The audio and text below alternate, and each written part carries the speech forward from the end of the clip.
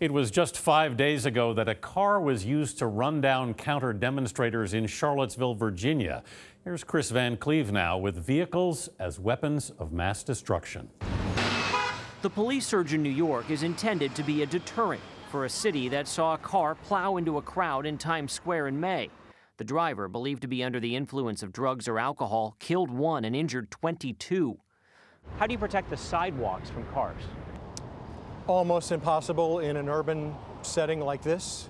Ron Hosko is a former assistant director of the FBI who has worked on securing major events, including the Olympics and political conventions. But I think there is a way with those high concentration areas, and we see it outside of sports stadiums. We see it in other places. We see it right behind us, where it's a safer pedestrian area and tourist area and citizen area behind us than it is on this street.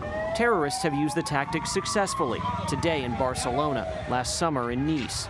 Those attacks prompted increased security across America for major events like Macy's Thanksgiving Day Parade in New York and the opening of the National Museum of African American History and Culture in Washington.